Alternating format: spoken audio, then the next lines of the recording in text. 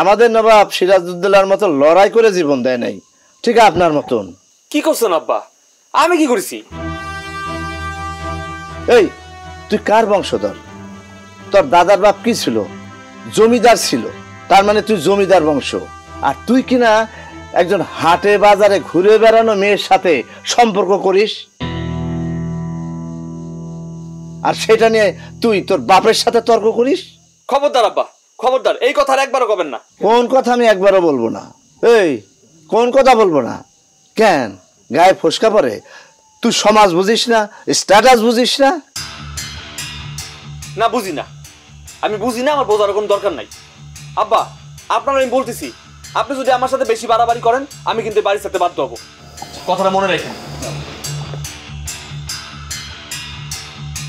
কত বড় সাহস! আমার সামনে কই যাচ্ছে বাড়ি ছেড়ে যাবে? তেজ আছে ছেলের, এরকম তেজই তো দরকার।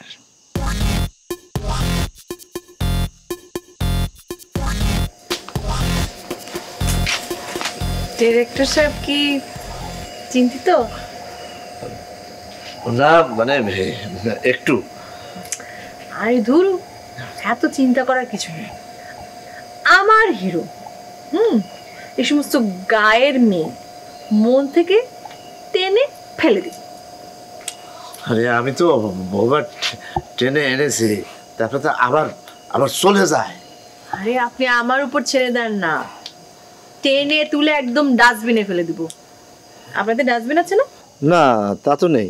ও মা, ডাস্টবিন নেই তো ময়লা ফেলেন কোথায়?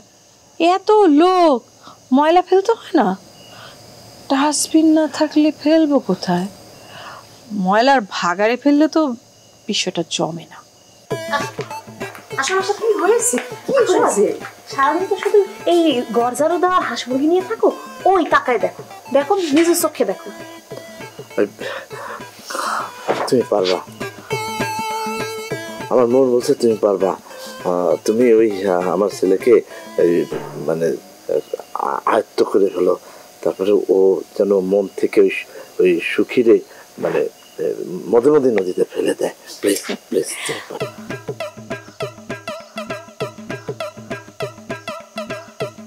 আরে ওই গ্রামের মেয়ে, ও আর আমার মধ্যে একটা পার্থক্য আছে না, এটা কোনো ব্যাপারই না। প্লিজ তুমি আমার কাজটা করে দাও, তুমি যা চাবে তাই দিব, দরকার হলে আমি সব পিছিয়ে দেব। তোমার যা যা চাবা আমি তাই দেব তোমাকে। পরে আবার বেদের মেয়ে জোৎস্না করেন না।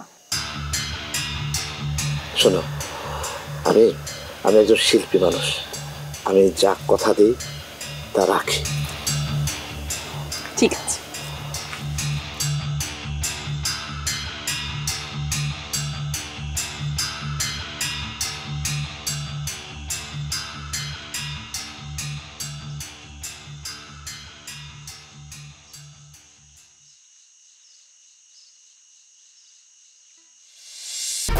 এক দুই তিন ঢাকায় জমি জিতে নিন 100% ক্যাশব্যাক সহ 20 কোটি টাকার পুরস্কার।